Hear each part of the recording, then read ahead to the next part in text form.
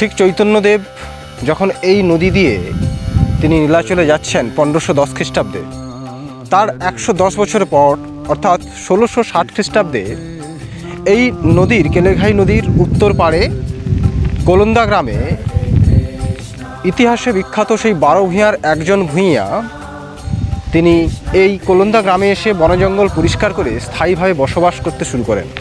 তার কুলদেবতা শ্যামসুন্দরজিউর মন্দির তিনি এখানেই স্থাপন করেন, তার নিদর্শন এখন আপনারা পাবেন। এবং তারই আমলে গোকুলানন্দ গোস্বামীকে তিনি তার বাড়ির ভাণ্ডারী হিসাবে নিযুক্ত করেছিলেন।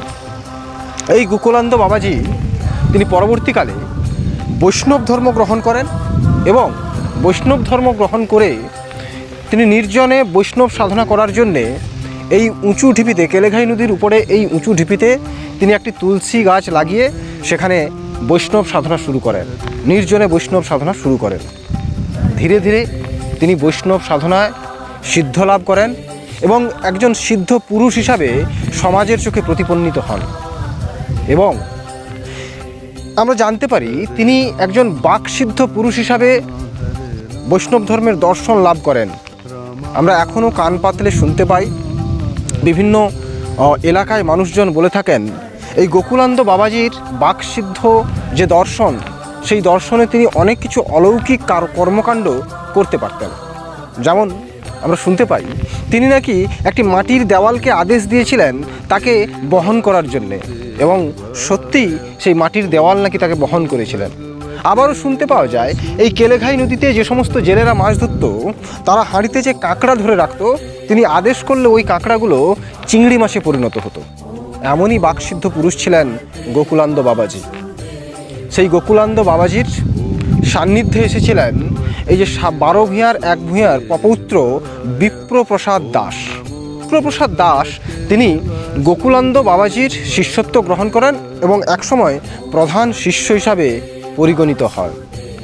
ধীরে ধীরে এই গোকুলানন্দ বাবাজির যে খ্যাতি আমাদের চারিদিকে ছড়িয়ে পড়ে এবং সমস্ত মানুষ এই বৈষ্ণব সাধনার অংশীদার হওয়ার জন্য এই কেলেঘাই নদীর এই তুলসী চারার মঞ্চে সবাই ছুটে আসতেন।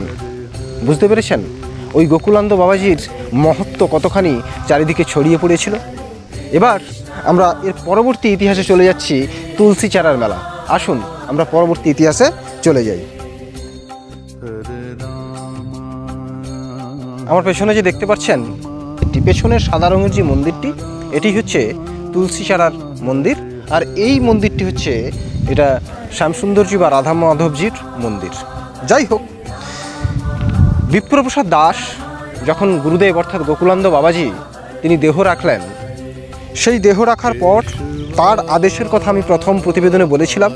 সেই আদেশ অনুযায়ী তার শিষ্য তার দেহকে ওই তুলসী চারার যে বড় ঢিপিটি, ওই ঢিপিতে সমাধিস্থ করলেন এবং তিনি শুরু করলেন যে প্রত্যেক বছর পৌষ সংক্রান্তির দিনে তার যত সমস্ত ভক্তগণ ছড়িয়ে ছিটে ছিল সেই ভক্তগণ এই কেলেঘাই নদীতে ডুব দিয়ে 3 মুঠো মাটি নিয়ে ওই মন্দিরে প্রদান করবে এবং তাদের মনস্কামনা পূর্ণ হবে। সেদিন থেকেই মেলার প্রচলন শুরু হলো। অর্থাৎ বিপ্রপ্রসাদ দাস তিনি শুরু করলেন এই তুলসী চারার মেলা।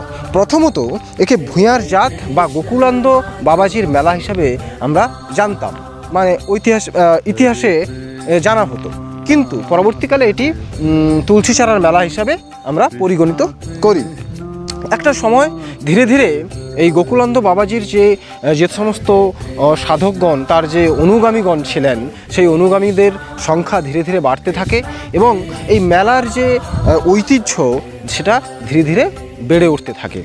সেই সময় একদিনেরই মেলা হতো এবং কথিত আছে লোকমুখে যে এই মেলাতে, এই যে আমি যেখানে দাঁড়িয়ে রয়েছি এখানে মেলা বসতো এবং বিভিন্ন জেলা থেকে, হাওড়া, হুগলি, বর্ধমান, কলকাতা, ইভেন উড়িষ্যা এবং বাংলাদেশ থেকে এই নদী কেলেঘাই নদী দিয়ে নৌপথে সমস্ত মাল বা সমস্ত সামগ্রী এসে এখানে ঠাঁই করা হতো একদিনের মেলার জন্যে।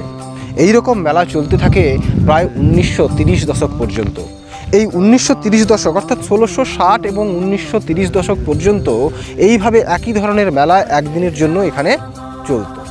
পরবর্তীকালে জমিদারি ব্যবস্থা এবং জমিদার হস্তান্তরের জন্যে এই মেলার এবং ঐতিহ্য কিছুটা ধীরে ধীরে হ্রাস পেতে থাকে।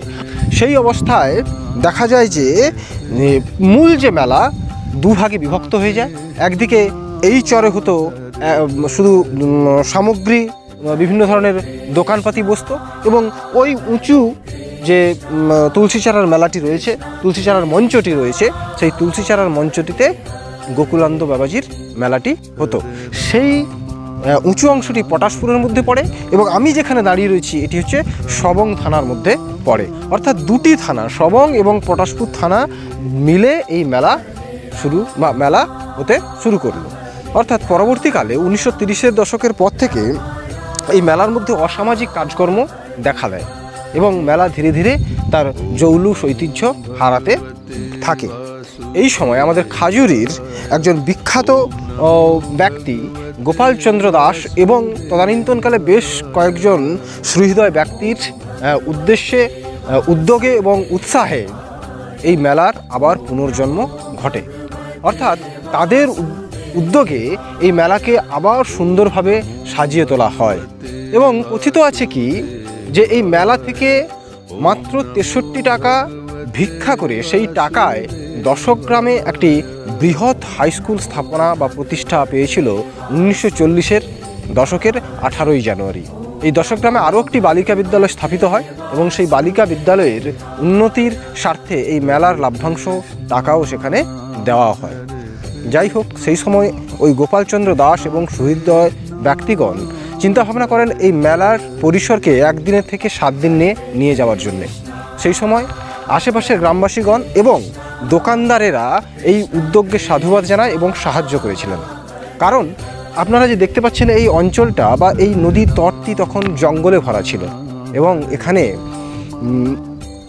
বিভিন্ন ধরনের জীবজন্তুর, হিংস্র জীবজন্তুর বসবাস ছিল।